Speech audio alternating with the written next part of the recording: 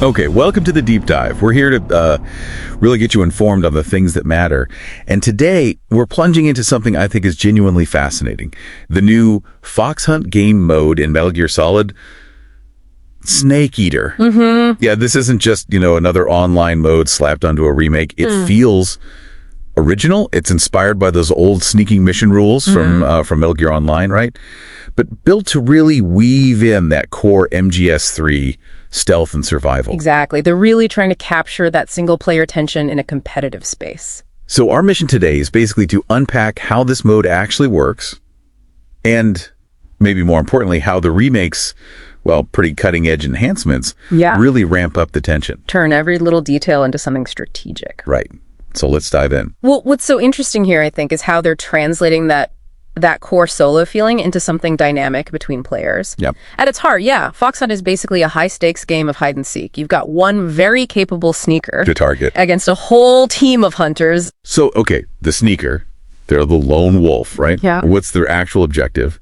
And what kind of tools do they get to stay hidden while, doing whatever it is they need to do? Exactly, Lone Wolf. The goal is usually about getting somewhere, doing something specific, could be intel retrieval, sabotage, who knows all, without being seen.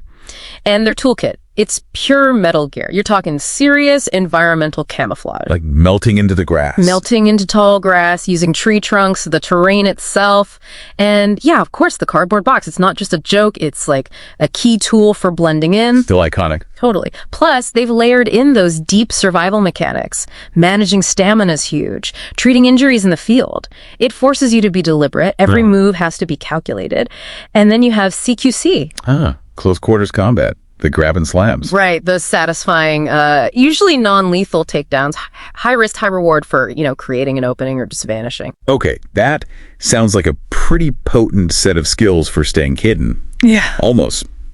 Maybe too good. I mean, how do the hunters even stand a chance against someone that slippery? How do they counter that? Well, that's where the hunt part really comes into play. The hunters have to rely on teamwork. Communication is everything. They need coordinated patrols. They need to share information, develop this kind of collective environmental awareness to even track the sneaker. So it's less about just running around shooting. Much less. It's about building an intelligent net, predicting where the sneaker might go, what they might do, using their numbers smartly to close in. It's a real mental game for the whole hunter team. Okay, so we've got the core gameplay loop, this hide and seek dynamic.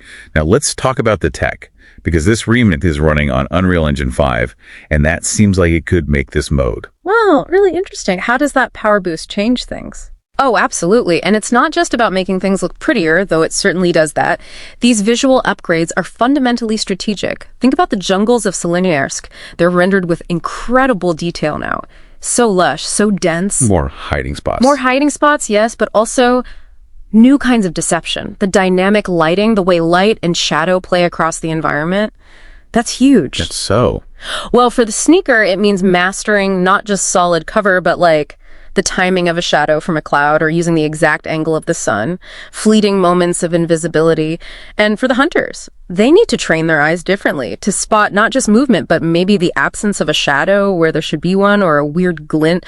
It demands a deeper visual intelligence from everyone. Wow. Okay. So visuals are critical. What about sound? Metal Gear has always been huge on audio cues. Crucial. Absolutely crucial. The enhanced 3D audio design here is, it's a game changer in itself. Every footstep, every single rustle in a bush, even the click of a weapon being readied far off, that's all vital information. For both sides, I imagine. Definitely. Hunters need to listen intently, trying to pinpoint direction, distance. Is that sound natural or is it the sneaker? And the sneaker. They have to move with impossible precision. Silence is their armor. It kind of raises the question, how does this heightened sense change how you play? Yeah. It basically turns the whole environment into this living, breathing, tactical map made of sound. A wrong step gives you away. A carefully made sound could be a brilliant bluff. So what we're seeing here is this really interesting blend.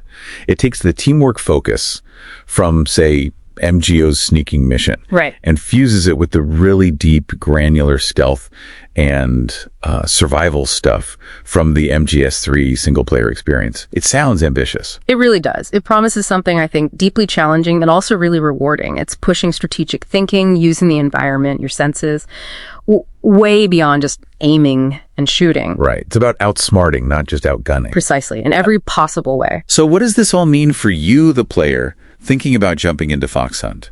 Well, it sounds like it's shaking up to be this incredibly tense, cerebral multiplayer mode where thinking strategically is absolutely paramount. It's a unique mix of old-school Metal Gear ideas amplified by some seriously modern tech.